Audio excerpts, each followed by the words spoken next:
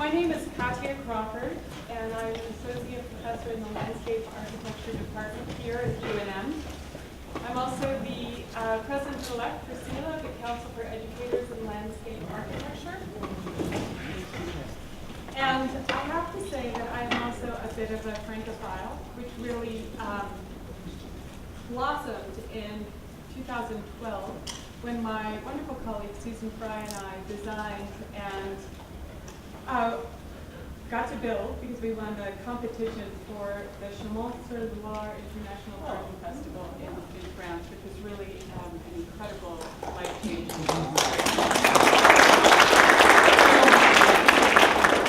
This conference has sort of revived that, and I'm sure as soon as it's over, and as soon as Chris Wilson has left, we are going to plot on how to get a study abroad program going in France. Right, Chris? Yeah. All right.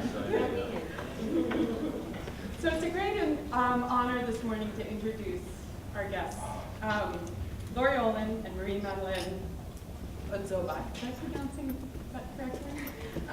Laurie Olin, we'll start with. Legend, the myth, the man hardly needs an introduction from me this morning, but here we go in a few sentences. He's a landscape architect, OLIN Studios, which he founded in 1976, I believe, an educator, professor of practice at Penn State, and former chair of the landscape architecture department at Harvard, and an author. He has received numerous awards for his work, one of them being the National Medal of the Arts, the highest honor given to artists by the U.S. government. I'm borrowing a few sentences here from the White House press release in describing him as a preeminent landscape architect who is renowned for his acute sense of harmony and balance between nature and design.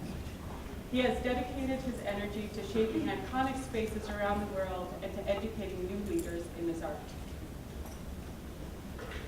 You may not know this piece of information, but Laurie Olin is also a truly excellent badge untangler, which I found out yesterday evening upon our introduction.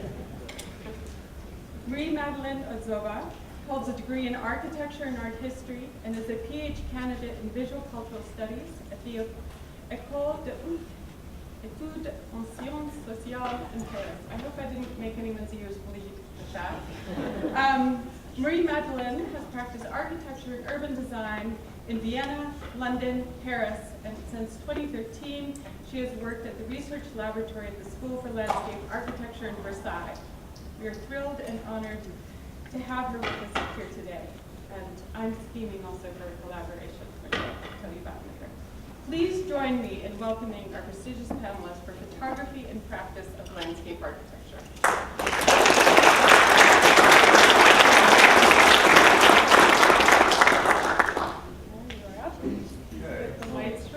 So they did it. It's kind of ironic that you're talking about photography. It's just been trying to keep the trough for the last 40 years. But this will be more a narrative and less theoretical, analytical. Oh, here. Okay. No, do we have a screen? Yeah, okay. We do. Well, the backstory of photography and American landscape design begins with the Olmsted office, as with so much else in our field. But today I'm going to begin with the diaspora of European artists and intellectuals at the outbreak of World War II. By the late 1930s, cameras were widely in use throughout the Western world for a number of purposes and had been employed extensively by members of the Bauhaus in Germany, Le Corbusier in France, and modernists in Britain. The expatriate Christopher Tunnard, brought to Harvard by Joseph Hudna, filled his landmark book of 1939, Gardens in the Modern Landscape, with numerous photos of the work of his contemporaries, such as Thomas Church in California, and of himself, as can be seen in these examples relating to the use of new materials and community planning. In September of 1937, Garrett Akpo, while a student of Tunnard's at Harvard, published a set of his own townhouse garden studies in the architectural magazine Pencil Points. Akpo and others quickly adopted Tunnard's journalistic use of photographs extensively in presenting designs of their California practices. Church, Thomas Church and others, had been publishing photographs of their completed garden designs in magazines such as Architectural Forum, House Beautiful, and Sunset Magazine from the late 1930s onwards, as you see in these two illustrations here. Well, 5 years after the end of World War II, with business booming, Garrett Ekbo published a book on garden design that gave advice regarding the nature of landscape design, and it employed ample photographic documentation of his own work to date. So self-advertising while proselytizing for the field. Scooped by his juniors, Thomas Church, a highly influential landscape architect whose office nurtured a number of young designers who were soon to become prominent, Bob Royston, Pete Walker, Rich Haig, among others. 5 years later, after Ekbo's book, he published his own book on modern gardens. Though, like Ekbo, it was also illustrated profusely with his own work, some of which was to become quite iconic and highly influential as a result of the particular images that he published. These are a couple of pages, several spreads from Church's book, and they show how he used and reused portions of his project. In this case, it's the now world-famous Donnell Garden Pool in Sonoma and their cabana that it accompanies.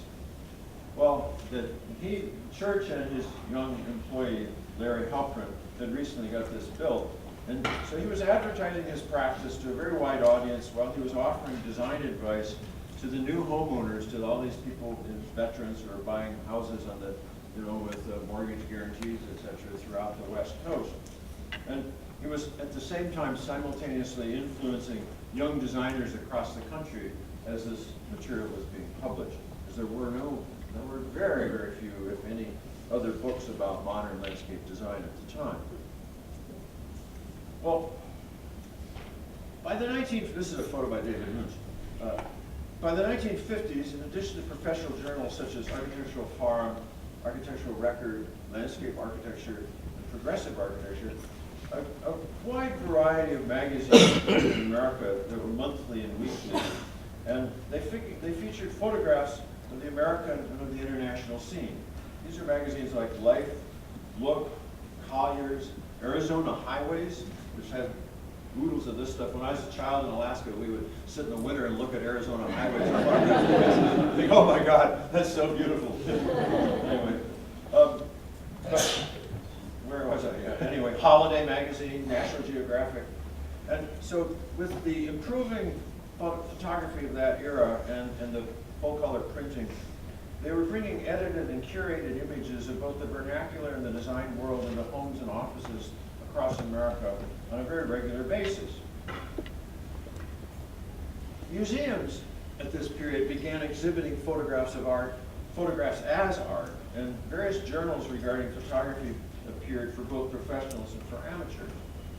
With photographers like Edward Weston and Ansel Adams, as in this classic picture of his of Yosemite Valley. And so this became part of the sort of mental equipment of most Americans, people who were interested in design, and it established topics and it set high visual standards regarding landscape perception and the framing of views. How things are seen and framed became sort of common to a lot of people in America based upon some of these people's work. Now, both Church and Ekbo and others were exhibiting photographs of their work in exhibitions at this period, and in addition to this, their work began to appear in popular journals such as House Beautiful and in Sunset. And they were included in this magazine, Arts and Architecture. It was a very, like landscape, it was a thin but highly influential magazine published on the West Coast, and it was avidly read by leading architects and young designers across the country.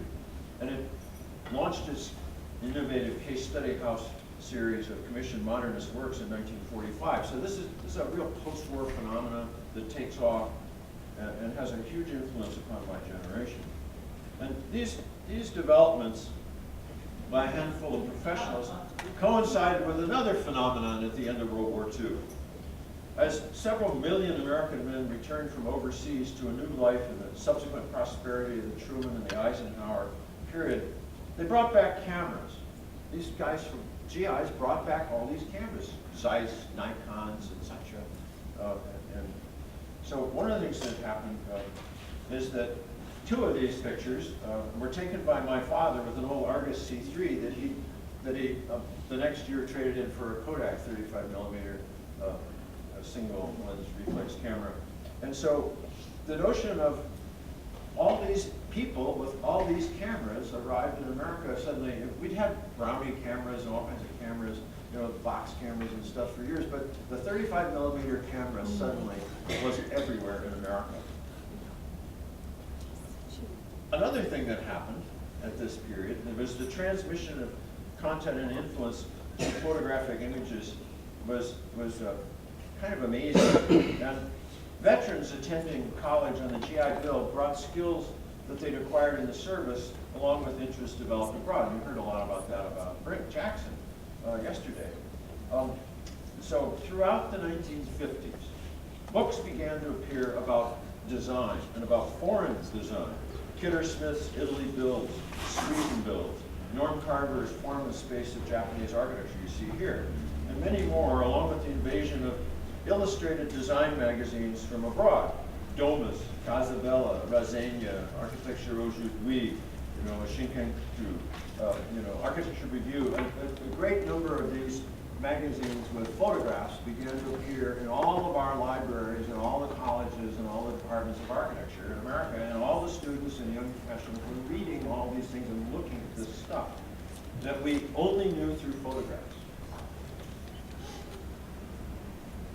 The transmission of this content and its influence, as I just made clear, I think, was through photographic images, and it was far more through photographs than through the very skimpy text and captions that accompanied this work. These products were highly edited, they were cropped, they were focused on particular details and forms, and these publications had a marked impact upon a whole generation of designers.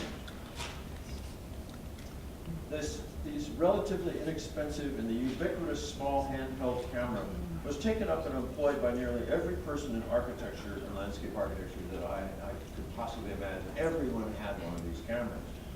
And for the next 3 decades, 35 millimeter single lens reflex cameras, 2x2 Rolleiflexes, and the more expensive 4x4 Hasselblads were universally employed by professional offices and practitioners. You heard about this yesterday, but tens of thousands of photographs were taken, black and white and color transparencies. Every successful office that I know took them. They used them. We stored them in boxes and folders and sleeves and binders. Slide projectors. I mean, for some of the young students, you don't realize we lived with these things for decades. Slide projectors became the principal means of delivering these images to both our clients and to our students. At first, we used them only one at a time. Then we started using them in twins with double images. Then pretty soon we had offices like Sasaki's office that rolled in with 4 of them, 2 above each other. And they would just, you know, the slides would just keep rolling. You put them on timers. It was kind of amazing, actually. But it was a world. It's a gone world now. But anyway, each office therefore developed its own method of filing. In my office, we invented our own, and it was green folders were for existing sites, you know, the before images. Blue was for design studies, models, presentations. Orange was for the construction photos. Yellow was for completed work. And then the red dot file, the red ones were the best slides that we culled and we pulled out for lectures and for presentations and for clients. Those are the ones that you probably put in glass because they were going to get ruined too fast.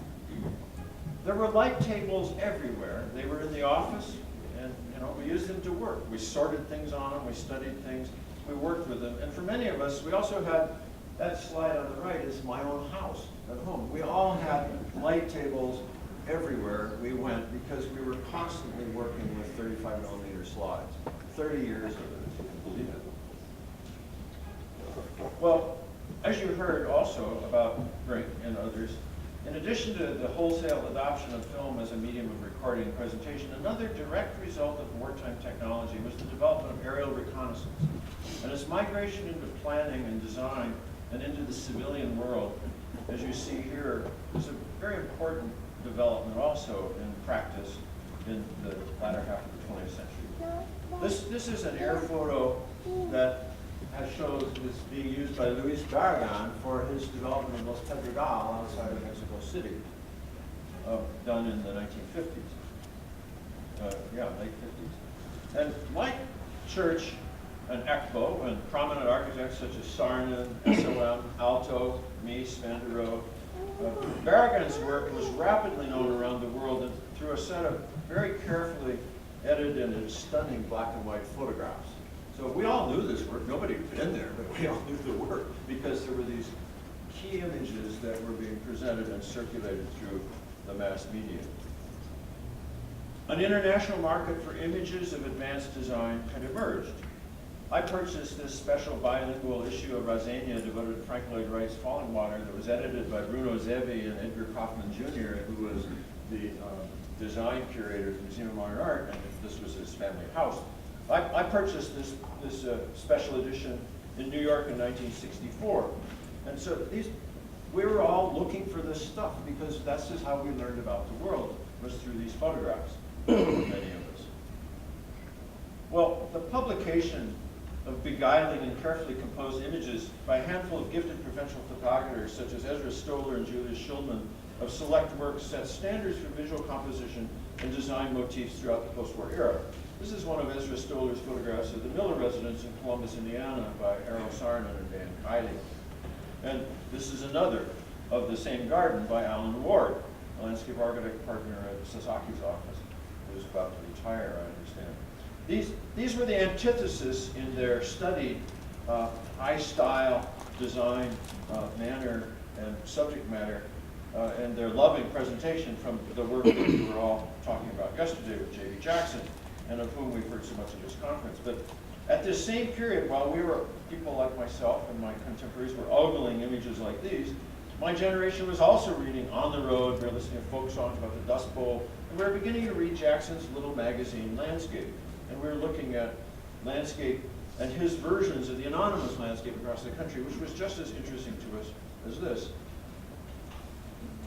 Meanwhile, Elizabeth Kassler's catalog, like the exhibition that she curated at MoMA, the Museum of Modern Art, in 1964, consisted solely of photographs. And it bestowed status and wide visibility to all those who were included, such as these images of gardens by Luis Barragan and by Garrett Ekbo, his Reynolds aluminum project in Los Angeles. And the photographs in this exhibition and publication produced a virtual canon of modern landscape design imagery. Here are the unforgettable photographs of Asplin Leverett's Forest Crematorium and of Barragan's Horse Trough at Los Pedregal. This is Ted Osmundson's landmark roof garden in the Kaiser headquarters in Oakland, notably an aerial view. While photographs of real projects, the careful and highly scenographic presentation, these were all real projects. But there's all the stuff that's not seen.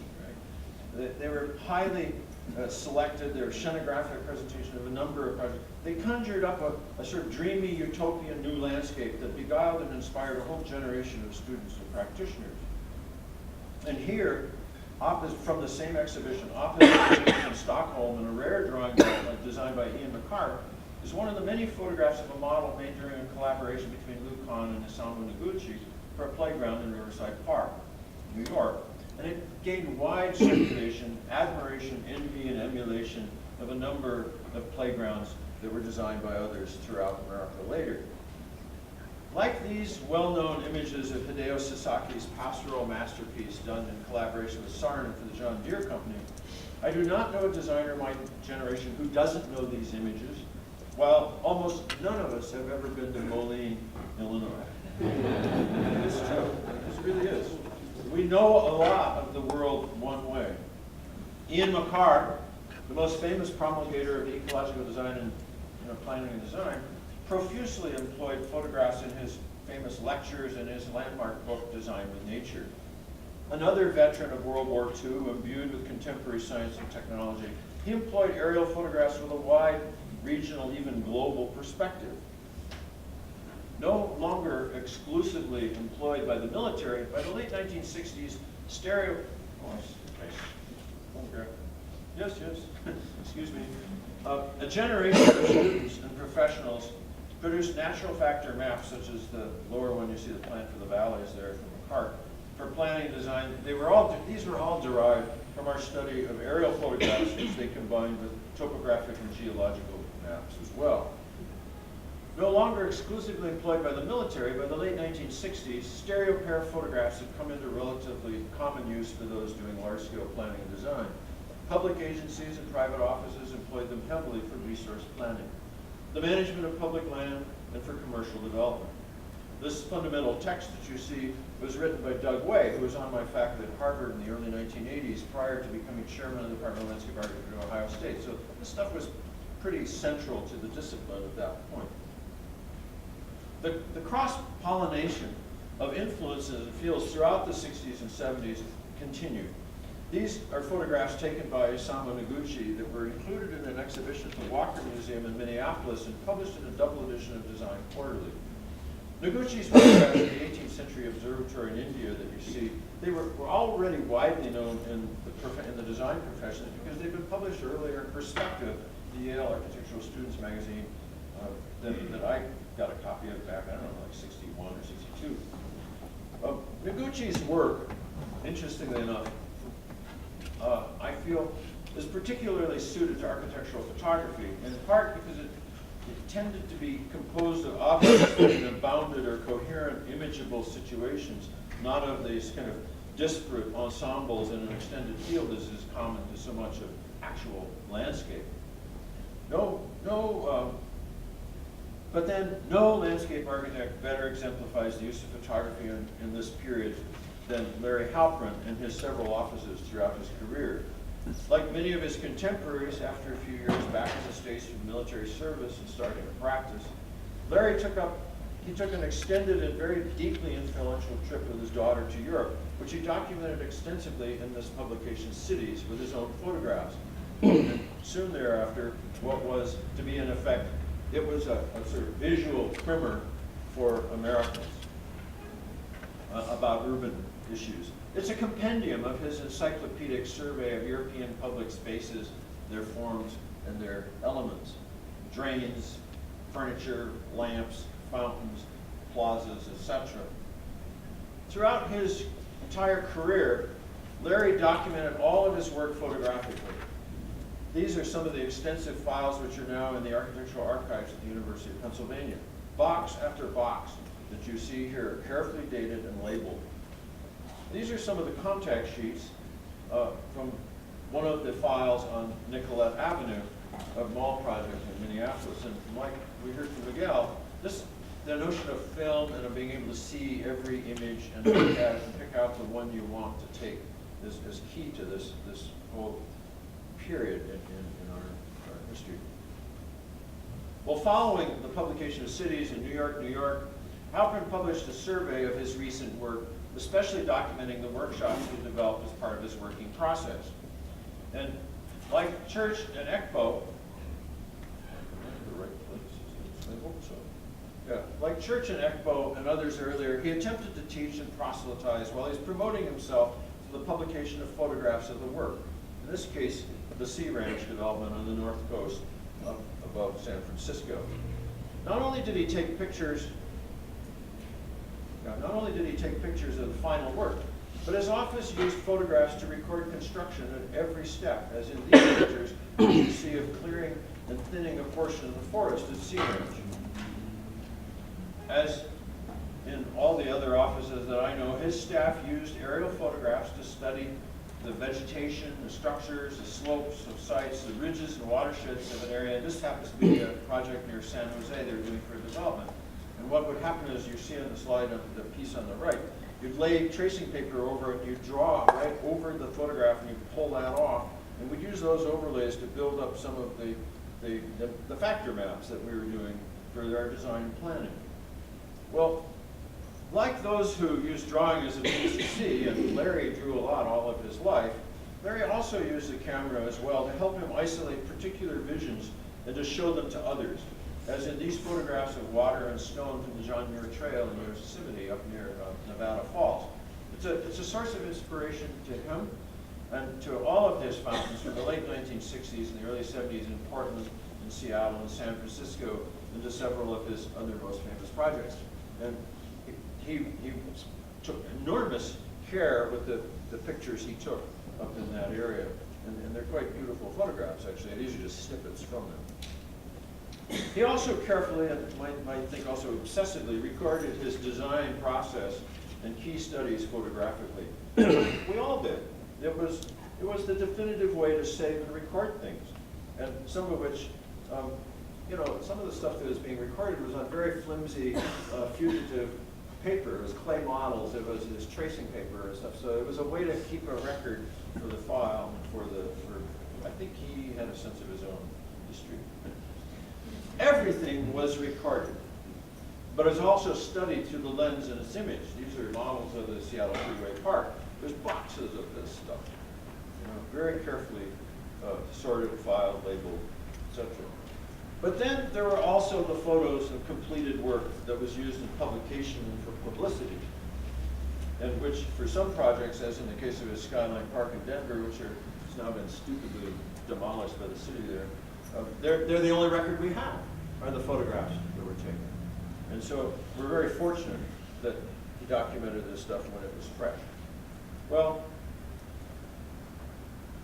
since that era of landscape practice and use, the world has entered a kind of digital world of information, and we've been deluged in a cascade of images and of new methods and manipulation of photography. Another generation, raised on the techniques developed by the previous one, has combined and incorporated the graphic inventions of the Bauhaus, of surrealism, of film and advertising, with the scientific apparatus of remote and analytic sensing, to produce a whole new visual world that we are all inhabiting.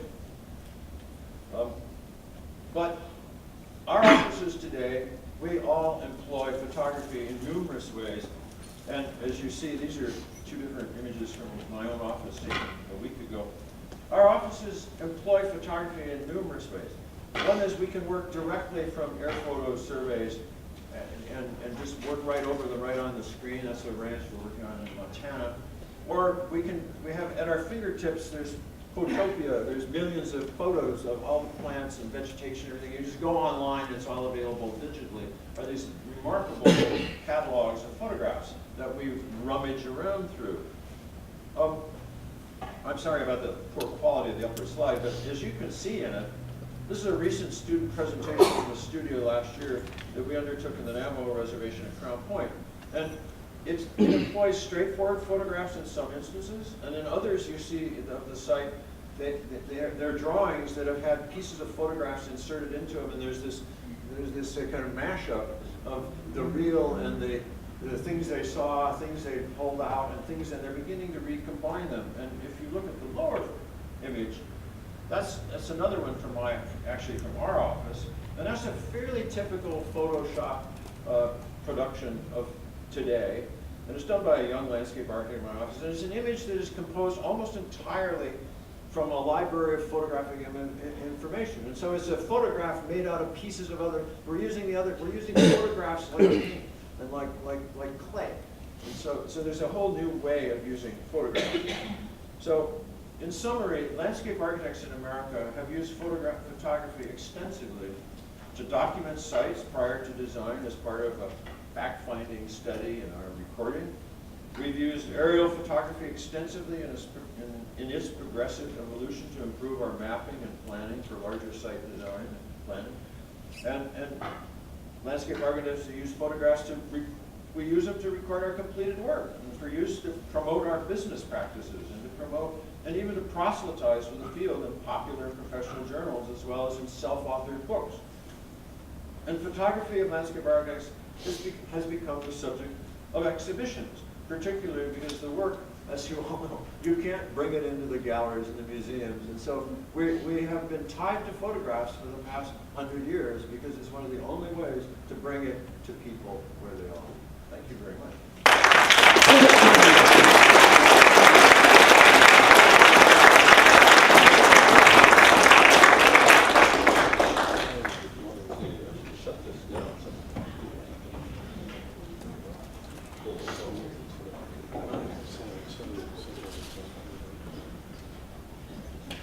Take a quick technical moment.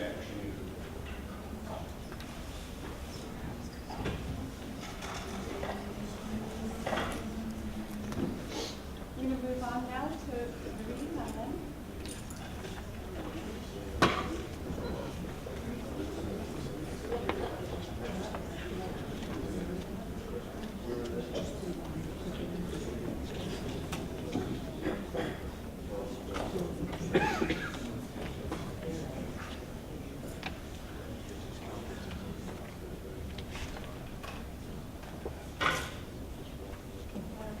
So,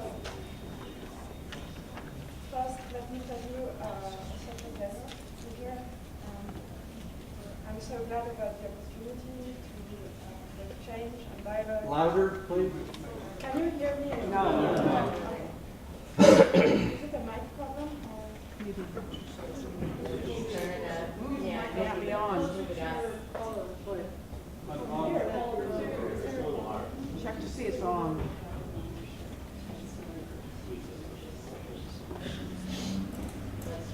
Okay, is this better? No. And now? There you Now? Okay.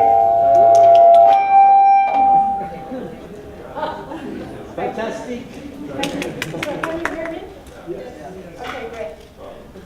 So I was saying how glad I am about the opportunity for exchange and dialogue, and especially also for new friendships. Thanks to Chris Wilson, Ozdoba, and all the people involved in organizing these events and the exhibition, and thank you for being such wonderful hosts, really. So, G.B. Jackson, as we have heard a lot about J.B. Jackson yesterday, he explored the everyday, ordinary landscape.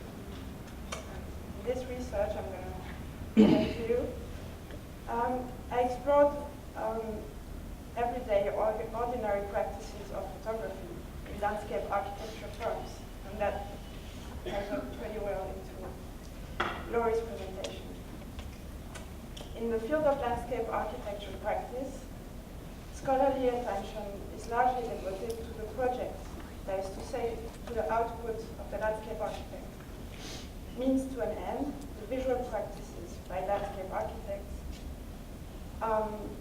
seem to follow mainly the rule of the effective communication of design intentions. The instrumental use of visual media defines the largely unreflexive, indexical approach of photography as a recording of reality that pervades in the disciplines of the project, architecture and landscape architecture alike. So I have to learn how to put on the next slide here. Okay, great. Thanks. While a range of visual practices in the field, like drawing, modeling, or mapping, have received some attention in recent years, photography by landscape architects remains less studied, I would say. Site photography, but also panoramic collage and other photographic components of landscape representations seem to be taken for granted steps, hardly worth mentioning. But are landscape architects really unself-conscious about photography? From the point of view of the Photopaysage research program, which this is a part of, questioning the practice of photography by landscape architects seems a crucial aspect. How does photography interfere with the practice of landscape architecture, and does the practice of landscape architecture do something to photography? In the framework of our events here at UNM, you will see that these questions resonate with photographic practices that were discussed in the conference, but I think it resonates especially with the exhibition of student work by Katia Crawford students on the Great Bridge just outside the auditorium. The Photopaysage program has set out to explore the relation of photography and landscape architecture practice in a broader historical perspective. For instance, there will be some research on the photographic practices of Gilles Clément, Jacques Gar, and Jacques Simon, educators of whole generations of French landscape architects. For now, I'll just say that since 1975, when the School of Landscape in Versailles was founded, we know that various photographic cultures coexisted amongst leading landscape architects in France. For example, while Jacques Gar stayed an amateur photographer with a practice that remains unpublished to this day, Jacques Simon made claims as a photographer-reporter, traveling extensively to produce a photographic documentation of cities and suburbs, and publishing a self-edited journal. So my current research focuses on contemporary landscape architecture practices. Today's presentation is based on an inquiry with Agence, based in Paris, and Deere by Smets, based in Brussels. It's a case study focusing on two major landscape park projects.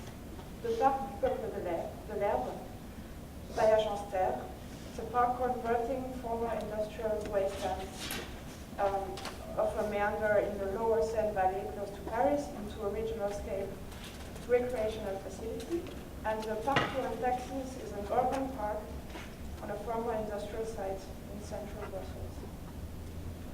My choice of these two firms, one French, one Belgium, one larger and well established, the other one young and emerging, reflects an attempt provide a rich ground to start the thinking and not an attempt to be exhaustive. The idea is to develop a reflection about contemporary landscape architecture practices and their use of photography in relation to both representational and communicational strategies. So my paper is based on a series of interviews with the landscape architects and on some work files of both firms, examining their respective uses of photography. In the course of the project, from aerial views taken by airplane to snapshots and drone photography produced on-site, and from photorealistic renderings to the eventual photographic documentation of the realized project. The research method pays great attention to the words and the formulations that the landscape architects put on their own photographic practices. So I will quote them extensively. The objective of this talk is to make photography appear where we tend not to perceive it, figuring out the reflexive apparatus to think about the everyday practice of photography, defining for the contemporary profession of landscape architecture. Smets has developed an elaborate discourse about aerial photography in his recent exhibitions in Ghent, Charleroi, and Brussels. Mentioning that these photographs are taken by satellites and not by people, he explains, quote, "We often begin with an aerial view of the site, like an objective starting point from reality, to help us reveal invisible structures already present on the site.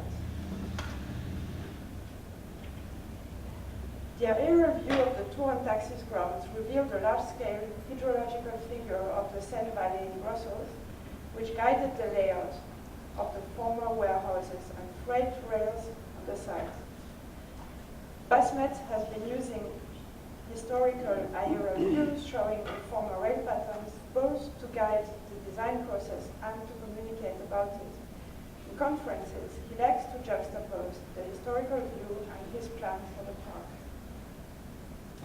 Beyond aerial photographs, looking at the site from above is a well-developed practice among landscape architects. There seems to be something like an aerial culture within the profession, with a significant number of licensed pilots.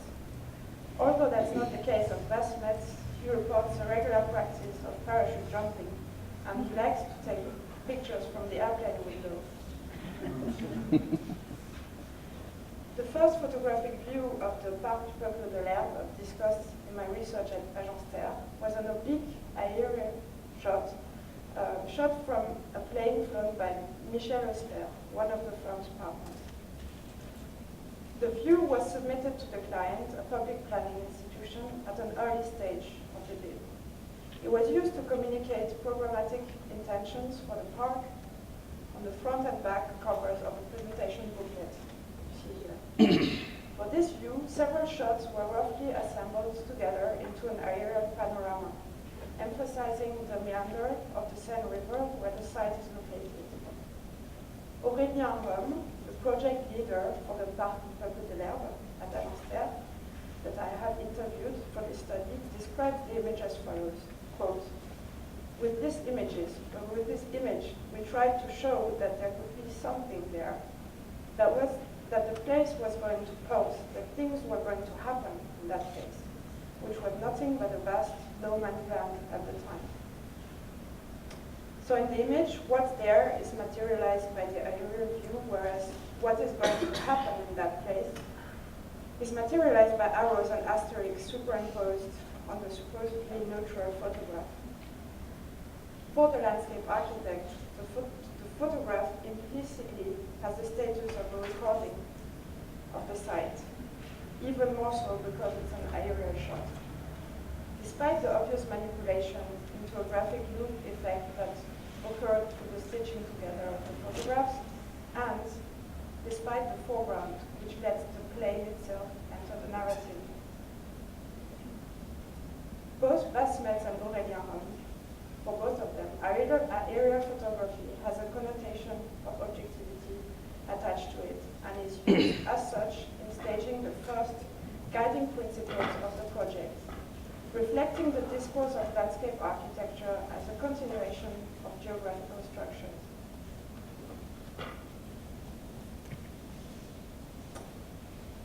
In both firms, landscape architects mention the inadequacy of photography to capture the wide range of perception encountered when they went to the site. I quote, if you're obsessed by framing the site to get an image, you're in danger of losing the sense of the site as a lived space.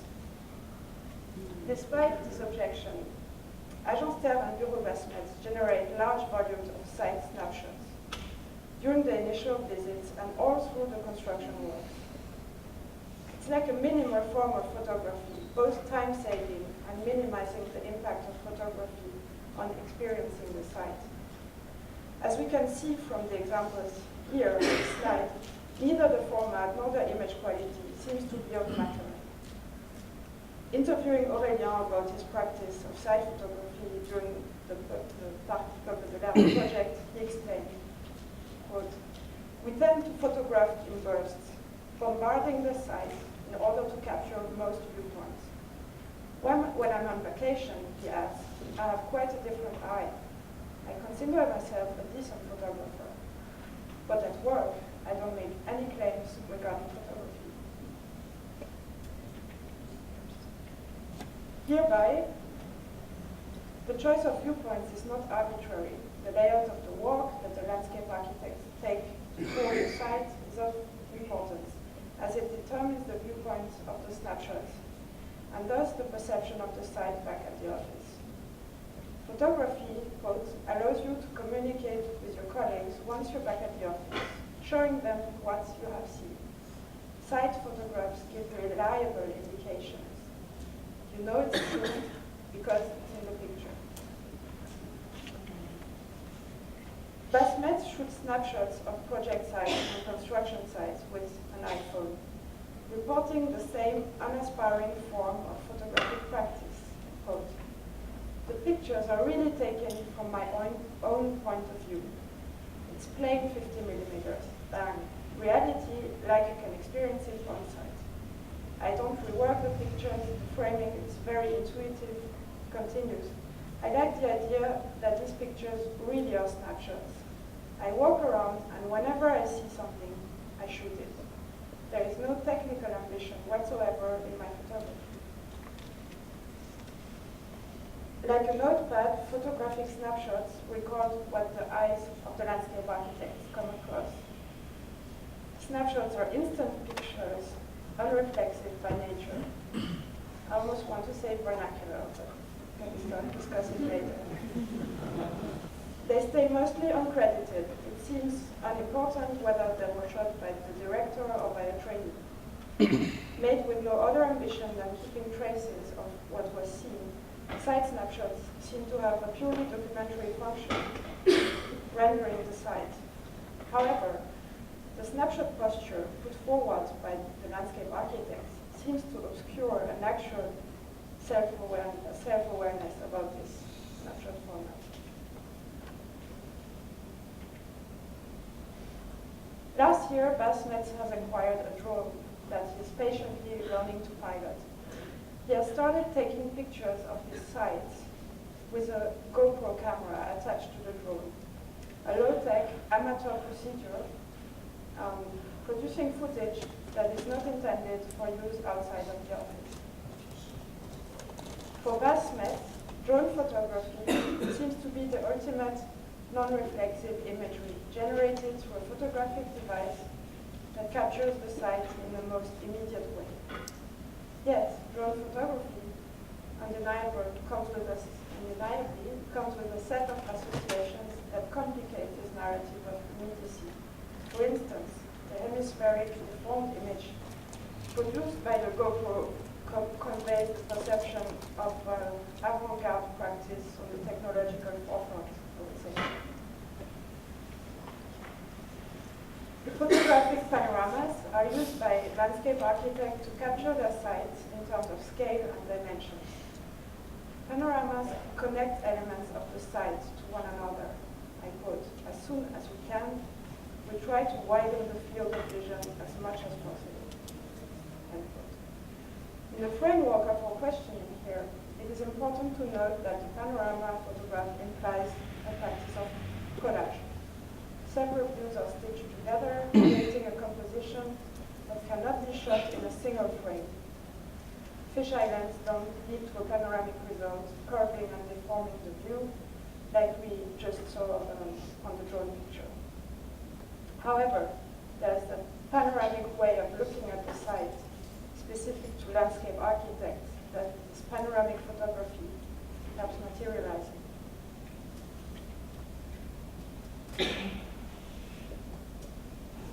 In early stages of the project, the landscape architects in this study developed a range of reuses of the initial site snapshots, both to generate first design intentions and to communicate them. Although Smets declares having no photographic ambitions, when he shooting snapshots, he uses those images in the framework of a well-reflected visual device, rendering both the site and the first design intentions, the photographic atlas. In the beginning of the 2-on-Taxis project, Smets took many pictures on the site, collecting the shapes, textures, and colors of the vegetation, like a photographic herbarium, abstracting the site. Based on the allegedly unreflected photographic practice of snapshots, the atlas is inspired by an artistic practice by German artist Garcia. Arranging the pictures by color and texture allows Smets to, quote, reveal latent characteristics of the landscape in order to strengthen them. The atlas is an interesting moment, bridging the classic before-after dichotomy, a moment in between the rough apprehension of the site and formalizing of first design intentions through the selection and the ordering of images. So I illustrate this with an image of Gerhard Richter's atlas, and we're going to come back to the atlas a bit later.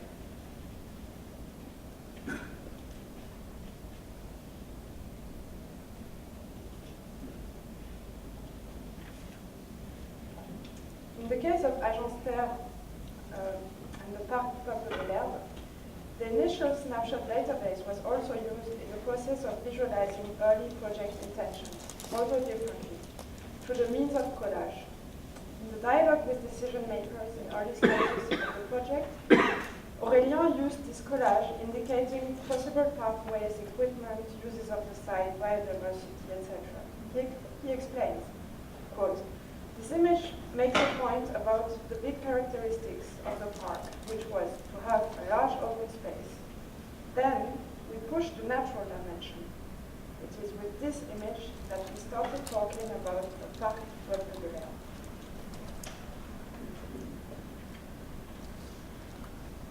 This image thus makes an opportunistic reuse of a site snapshot that just happened to be better suited than the others.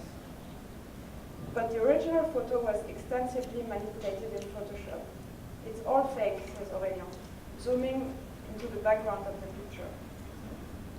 Hereby, the photographic texture of the image, according to Aurélien, is what determines its capacity to be used as a piece of evidence, whether it's to point at what's wrong or to effectively render a situation or the atmosphere of the site.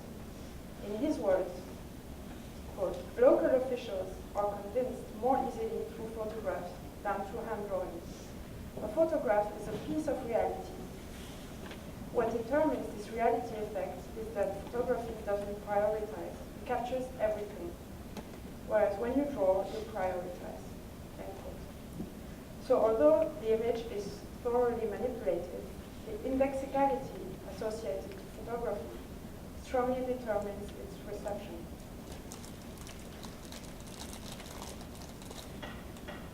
In both past projects, renderings were produced offering photorealistic prefigurations of the final result, both to convince the client and to communicate the project to a larger public. Agence commissioned the illustrator Lucat with 5 views. The project leader recorded the making of, quote, "We have used site photographs that were closest to what we needed. She took a view of what existed originally, but she thoroughly altered it. Photographic elements were abstracted and stitched together. Quote, "You see, this landscape is actually easy to generate. Here, for example, you have a yellowish open space and the horizon. The illustrator cheated using elements taken from elsewhere, but it is irrelevant." Like the conceptual collage discussed previously, the practice of photorealistic rendering produces a hybrid type of images, both in lexical and constructive in nature.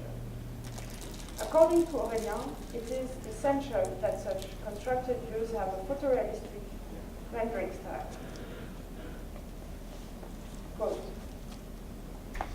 again, "The local officials are now used to see photorealistic images. Once in a while, they enjoy seeing a drawing, but the photographic texture of the horizon, of the distant panorama, makes them think that it is indeed their site that they're looking at." For Smets, creating a photorealistic rendering of the Tour and Taxis Park was mostly a requirement that he complied with, while he would have preferred to communicate mostly about the process, i.e. the organic transformation of the site in the course of the project, not about a before-after result to look forward to. Indeed, Smets was not too interested in commenting on this rendering. "I hate 3D images that try to show what reality will look like," he said. "The best thing about it is when you're surprised about the result." Apart from this one image, the Tour and Taxis project has remained largely imageless indeed. A rather unusual scenario for an urban park of that scale nowadays, connected to the private nature of the commission.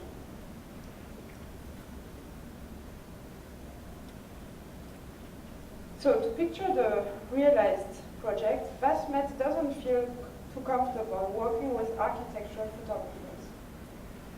It's a very different way of thinking, he says, and the dimension of time, crucial in landscape architecture projects, cannot be captured in a fixed image. So he developed his own photographic device based on iPhone snapshots. assembled into atlases, like the ones we saw before. But before it was the atlas of the site, and this is now the atlas of the project. And it's realized. These atlas are mosaics of snapshots assembled into almost abstract patterns. These recent exhibitions featured such an atlas for each project. I quote Basmet. 24 snapshots of each project viewed together give an idea about reality, about what we have tried to do. These 24 snapshots create a walk through the project. You have to walk through a project. It's impossible to depict it in a single photograph.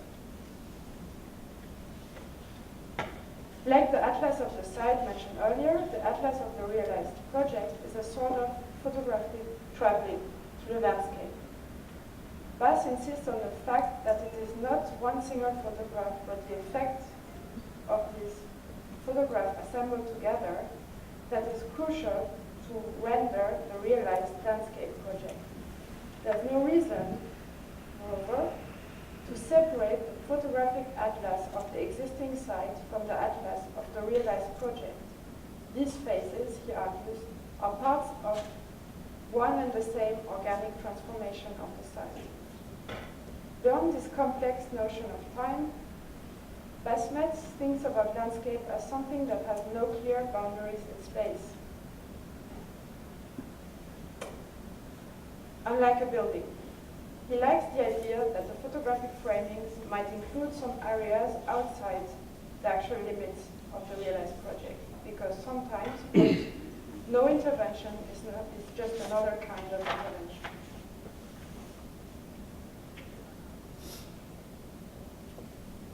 Both Agence and Smets use photographic reconductions, i.e., photographs shot from the same point of view at a certain interval of time to make visible the transformation of the project site. Bass carried out the photographic reconduction himself, mainly for the record, as the budget was lacking to hire a professional photographer. His reconduction documents a single viewpoint that you can see here.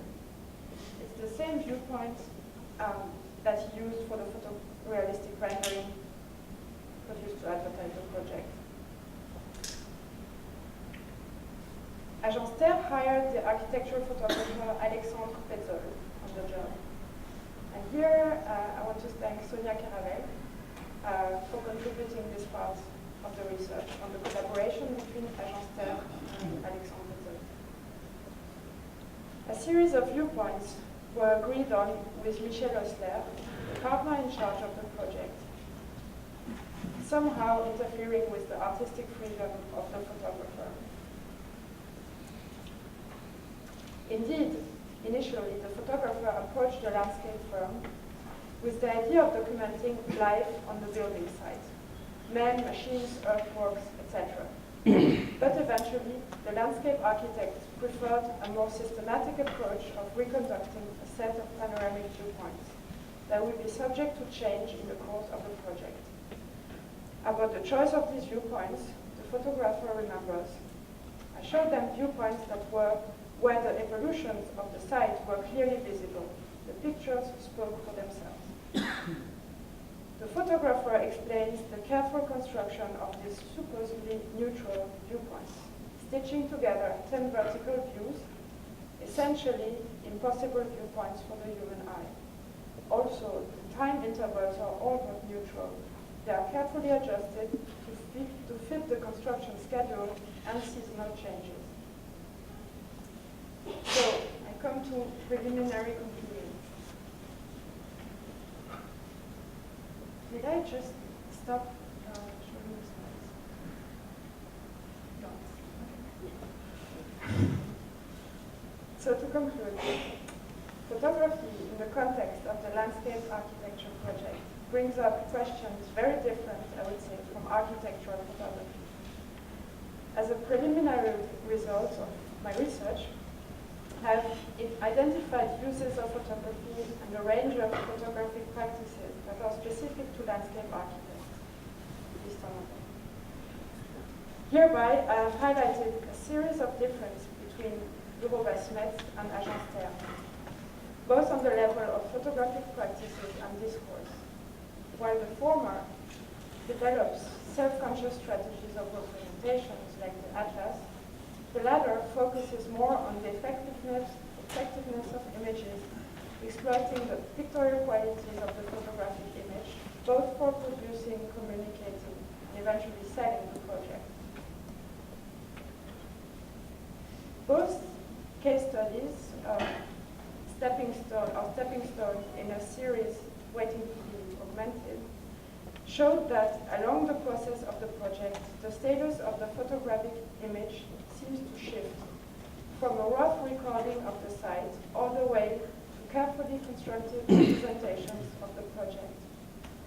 We could make the hypothesis that this transformational photography parallels the modeling of the site itself.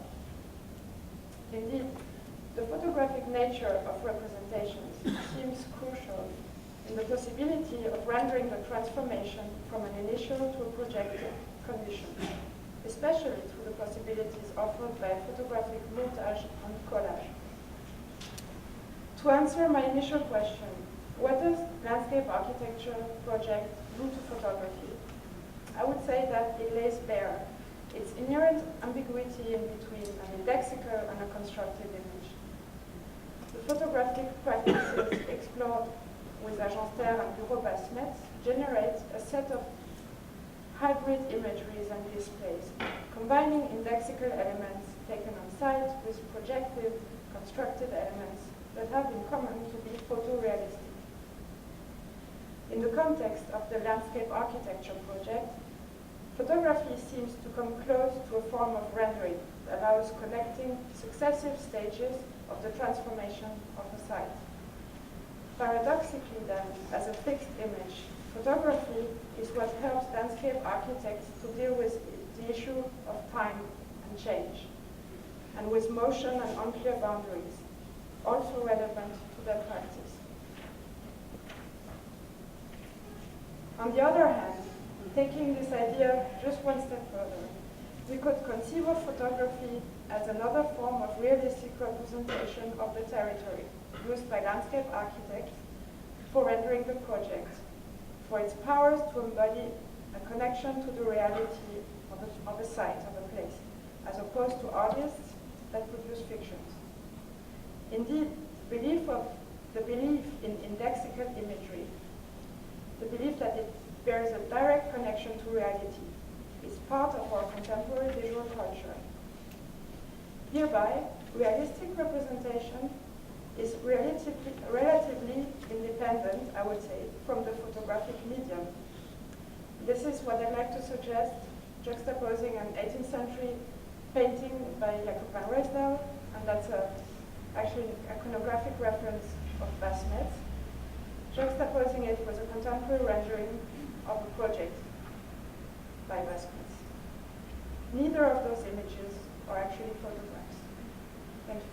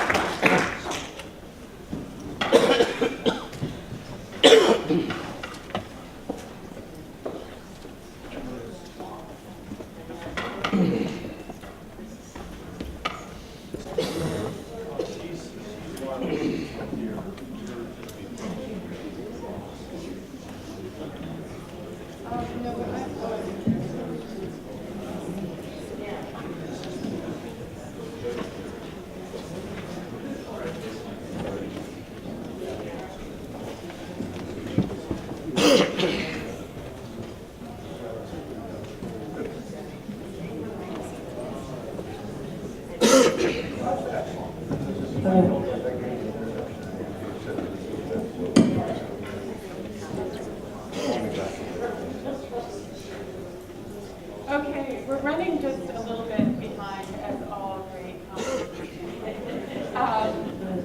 So I'm going to keep sort of my question short and immediately open it up to the audience. We want to hear from you, and hoping that to stop about 12 years running for the second half of the city. Both of your talks were fantastic, and the issues that you brought up were so much what I grapple with in teaching. The role photography, I sort of waffle between thinking that knowing that photography in landscape architecture investigations is absolutely essential, and being incredibly frustrated with the consumerist sort of nature that you consume these images of sites in place so sort of quickly, right? And that we understand the history of landscape architecture through photographs in this idyllic sort of sense without actually having been there. And so, you know, in my teaching, I sort of moved more towards drawing the landscape in conjunction with photographing the landscape, the sort of slowness of it, which really, I think, in Miguel and Sabine's talk was very much about this sort of slowness, in a way, that the 35mm film in this digital age has sped it up so much. So I guess I felt in both of yours, that both of your discussions, your talks, that you have opinions about this that maybe were a little bit under the surface. And I would like to hear what they are in terms of the use of photography in landscape architecture. So I'm going to translate that question very quickly. La question de Katia, c'est que c'est une question qui est vraiment de sa propre frustration avec la manière dont on consomme des images, des sites et des lieux trop vite. Et elle aimerait mettre l'accent sur la lenteur. Et sa question pour nos deux intervenants, c'est quelle est la place en fait de la lenteur dans la manière dont vous envisagez la relation entre la photographie et le paysage. Et sa question pour nos deux intervenants, c'est quelle est la place en fait de la lenteur dans la manière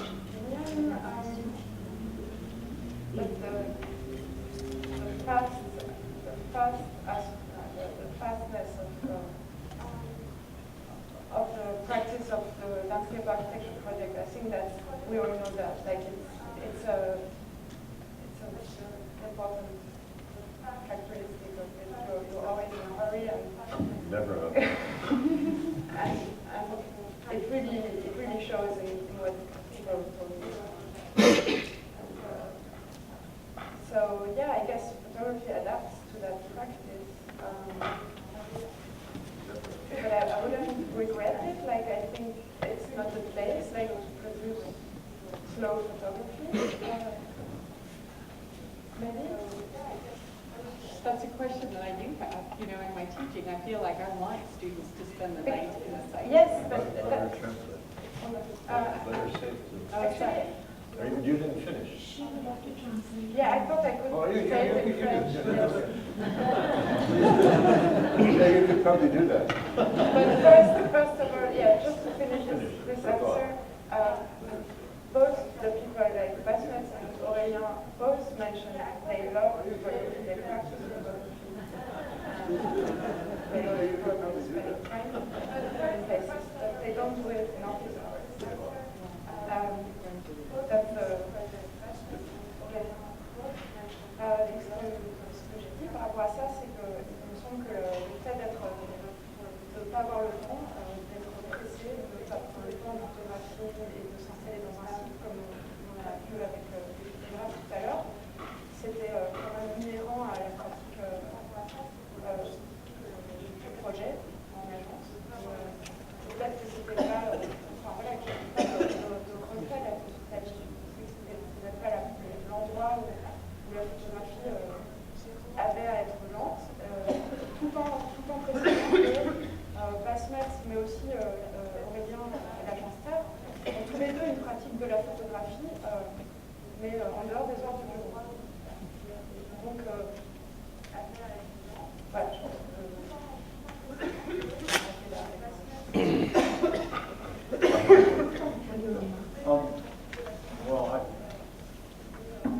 Well, yes, we have opinions that I do. I have the same negative opinion about photographing landscapes as I have of using computers to work in design of landscapes. That they're hopeless on the one hand, and on the other hand, that's all we have. They're hopeless because the landscape is an art of milieu. and it's about space and things that have extension. It's not about bounded objects usually. That's what I think I was getting at. And so part of the problem of the long tradition of the view is that it is so limited, and it doesn't tell you how it sounds, it doesn't tell you what's behind you. And landscape is like music. You have to go through it and then remember its parts, because it's never all there at one time in one place for you. And so what I liked about the two photographers earlier this morning, Miguel and Sabine, is that no matter what words they use, they were not objective photographs. The thing about the photographs that they had was, it wasn't that they presented everything in the photograph was neutral and everything was equal. They figured out how to get rid of so much and be back there, blurry or whatever. They really were using it to have an opinion about what was that they presented. I think that's what I think Marie-Madeleine was getting at with Smets and others, that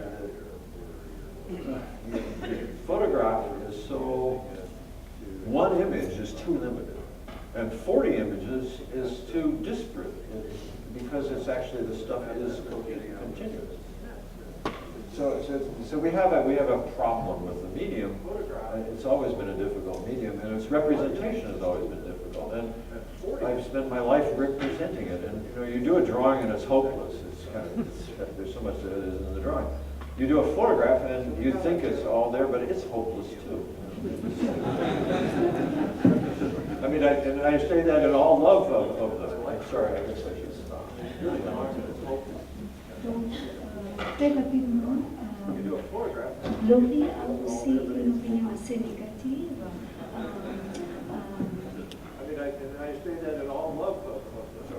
Non, il a une opinion assez négative de prendre des photographies des paysages, mais finalement, c'est tout ce que nous avons, que le paysage est un art du milieu, que c'est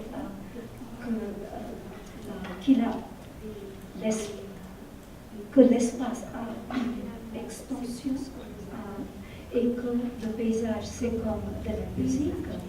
Donc, selon ce qu'il a très bien apprécié chez Miguel et Sabine, c'est que ce n'étaient pas des photographies objectives à son avis. Elles n'étaient pas neutres. Qu'elles exprimaient une opinion. Donc, mais malgré sa frustration, il a l'opinion que les deux sont des arts sans espoir. Elle n'était pas donc c'est un folklore comme I just want to take this moment to thank you, Reggie, for being the interpreters. I know it's incredibly difficult.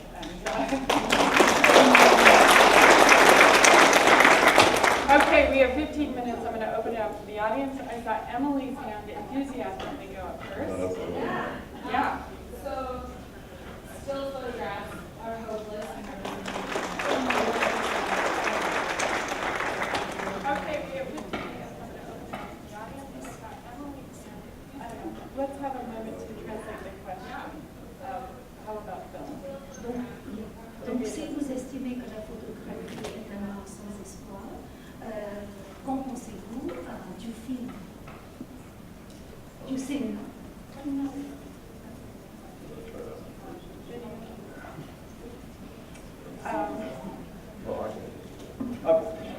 We've done it, we've used it, we use the video, but the problem is it doesn't help you draw. it's in a funny way, it's this notion that you're going to construct.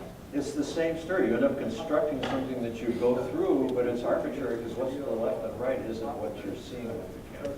And so you still have this sense that you're in a tunnel. And this notion that you're going to. Yes, it can help you get a sense of movement through something. And so as a documentation of an existing place, it's useful. And architects and designers use film a lot in construction. It's very expensive, it's very painful to produce, and it's difficult to have it not look terrible. I mean, do you want to say something? Yeah. May I just translate that very quickly Yeah. before I lose these ideas? Early Alzheimer's, I think. According to Laurie, well, yes, I mean, sorry. Selon lui, oui, mais le film ne vous aide pas à dessiner.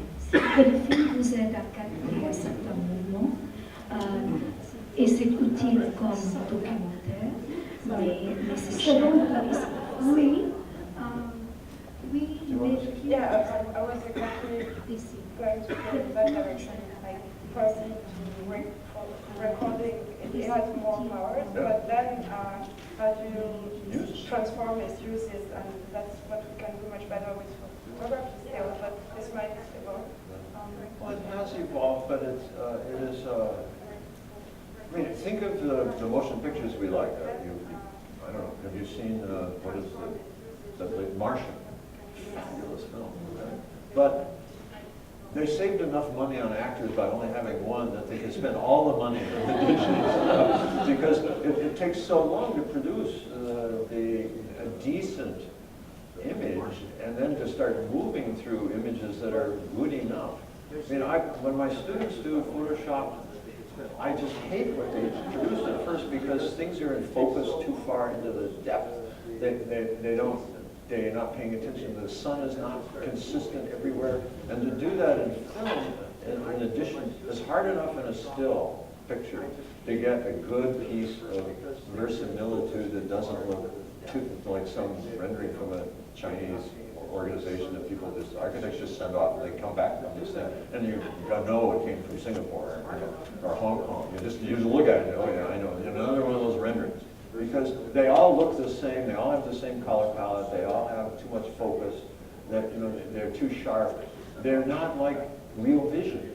And so to do that in film is even harder. You look at it, it costs a lot. Because they all look the same, they all have the same color palette. Dans une phrase,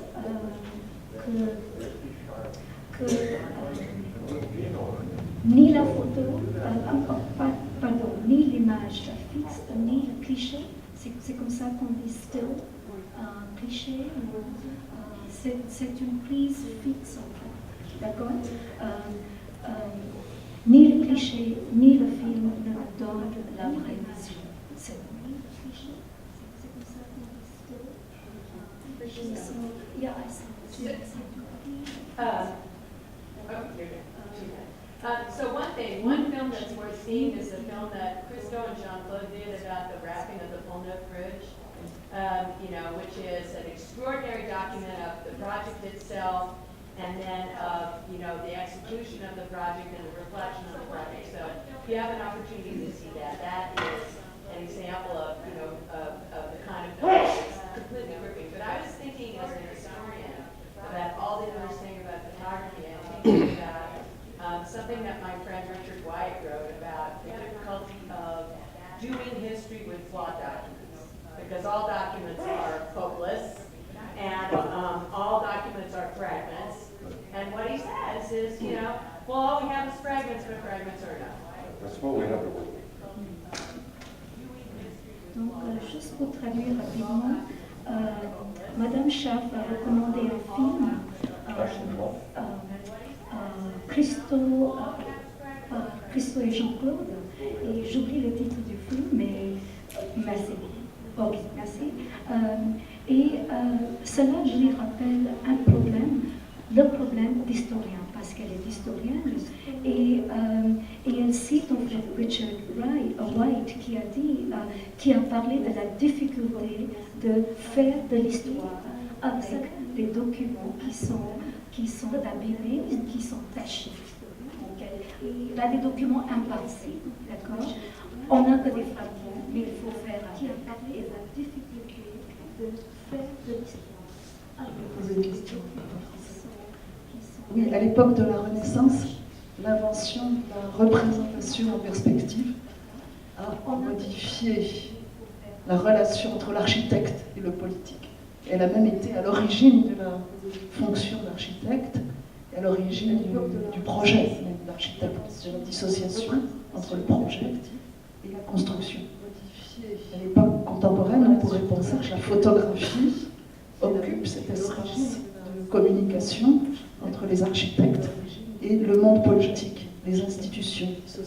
Est-ce que vous avez l'un et l'autre étudié cette question et cette fonction de la photographie et son rôle, tant positif d'ailleurs que négatif, dans ce dialogue entre l'architecte et les politiques, les institutions? Est-ce que vous avez l'un et l'autre étudié cette fonction et son rôle, tant positif d'ailleurs que négatif? Monique is talking about the development of perspective in the Renaissance and how the development of perspective changed the relationship between the architect and the political project. And she invites you, Monique, about photography as perhaps, how does photography, can we think about photography in a similar fashion? Can it sort of allow us to rethink the relationship between the political world and the architect? I think it's a great question. You want to start out? Well, in the end of my talk, I put photography in such a continuity with painting, precisely. I think it totally makes a lot of sense, and I think that photography is really used a lot in this dialogue between planners and the political sphere, and that's also what we have seen in the presentations about photographic observatories and etc. yesterday. So yes. Go ahead and translate it then. Are you translating? Oh, you do your own. I'm sorry. I keep forgetting you're not. You're a friend. Voilà, je disais simplement que dans ma propre présentation, j'avais à la fin esquissé cette mise en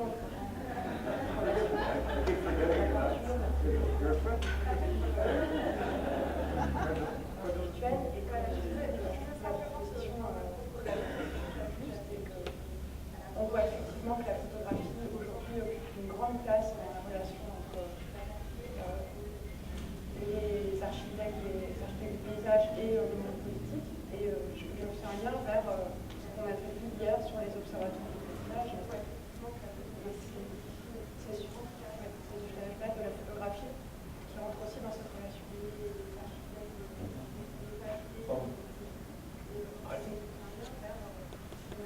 Two thoughts. One is, I just want people here to know that I actually love photography. And one of my oldest friends is Bruce Davidson. I've known since 1967 or so. But when I think of Bruce's work and the work of Miguel's and the Sabines, it's like slow food. It's like the real thing. It's really good. It's not just being used to do something else. It's about its own production. It's thoughtful. So, but your question is a good one because the thing about photography since, shall I say, 1860 is it has led people to think it's true. And which is the notion of truth gets toward ideas of control and political and so the fact that you frame a view, whether it's a wide-angle view or a narrow view, it's the talk we had yesterday with the arrow saying, when you're looking in this direction, that means you're not looking what's behind you. And so the relationship, it's like perspective in the Renaissance in that it frames something as being acceptable, correct, and the truth. And so therein it is a sense of control and power. And that's why photographs have been used so extensively from the 1920s on by totalitarian states for propaganda. propaganda. Because you could frame things and present things and edit them in a way, and now with the Photoshop, with the notion of constructing photos out of pieces of photos that produce something that appears to be reality, which is not, in fact, but a complete fabrication. You have the ability to basically manipulate people's understanding, beliefs about the truth.